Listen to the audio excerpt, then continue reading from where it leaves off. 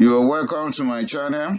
Today I'll be addressing breastfeeding and I'll go over the importance of breastfeeding. There are a lot of advantages when it comes to breastfeeding, and it is known in pediatric classes, wards, clinics that breast milk is the best. Everyone will benefit: the infant, the mom, and the entire family. I remember while in school in those days, one of my professors will always emphasize the importance of breastfeeding. It depends on how you think you picture or you define it, but exclusive breastfeeding means giving only breast milk to that newborn. And that is expected for all infants in the first 6 months of life. After 6 months, we can then start introducing solid foods, and some may even go beyond 6 months.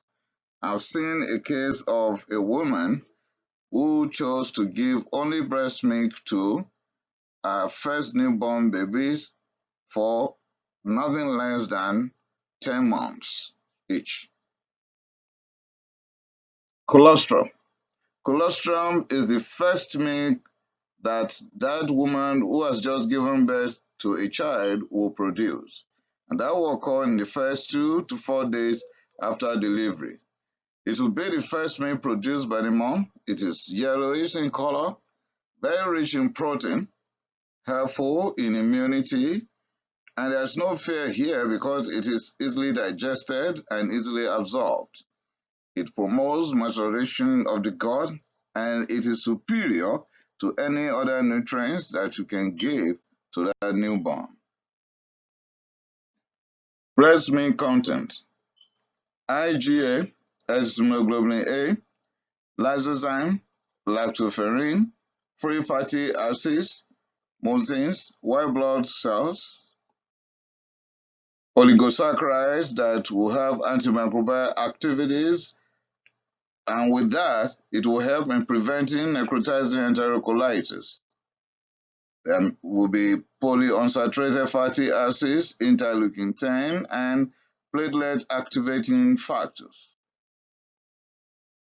Other constituents of the breast milk will be proteases, hormones like insulin, cortisol, and thyroid hormone, amino acids, growth factors, gut microbiome, that is collective genomes of the microbes, bacteria, bacteriophages, fungi, protozoa, and viruses.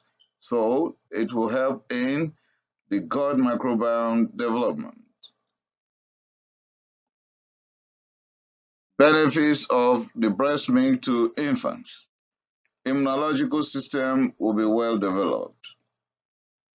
It promotes gastrointestinal tract development. There will be fewer cavities. It prevents infection with better immunity. Bonding promotes security because the child will have less fear.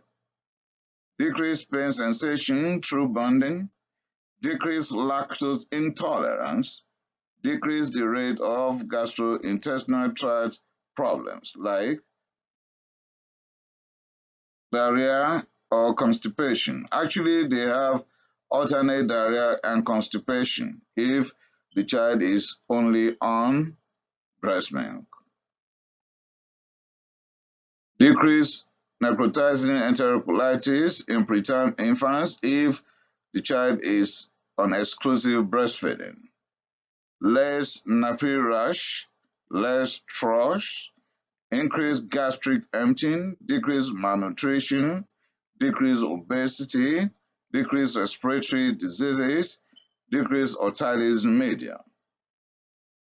Still on benefits to the infants, it reduces the probability of urinary tract infection because of the presence of oligosaccharides, lactoferrin, and immunoglobulin A. It reduces sepsis, can decrease the level of sudden infant death syndrome. Moderately decreases the level of obesity, can decrease the risk of mortality, and decrease the rate of autoimmune diseases like type 1 diabetes mellitus, inflammatory bowel disease, or celiac disease. Still on benefits to the infants, can decrease the level of wheezing-related diseases, but doesn't reduce the rate of asthma per se. Can decrease the rate of allergy or atopy, reduces dental caries, and improves intelligence because the child will likely come out with better or increased intelligent quotient (IQ). Decrease abuse and neglect rate. Finally, on the benefits to the infants, there will be lower behavioral problems. There's an ethnic group that I knew of very well. They believe that a child who tastes calming will grow up to be an adult who will be behaving like a cattle. Benefits to the mother. It reduces postpartum hemorrhage and could serve as a way of natural contraception because it could delay ovulation resumption. But we need to be careful here. This is unpredictable. And while that, ovulation can occur when we least expect. It can reduce breast cancer, ovarian cancer, endometrial cancer, and maternal mortality. And on the long term, it has cardioprotective effects. Still on benefit to the mother, it can improve glucose tolerance and insulin sensitivity. It is very cheap, readily available, reduces osteoporosis, is at normal temperature, is not infected. It helps in uterine involution and improves child-mother bonding. With that, I've come to the end of this very presentation. Remember to share this representation with mothers who are planning on breastfeeding their newborns or not. By the time you share it, they will be able to see that there are a lot of advantages. Thanks for listening. Remember to subscribe to my channel so that you can get all my presentations immediately they are published. I appreciate it.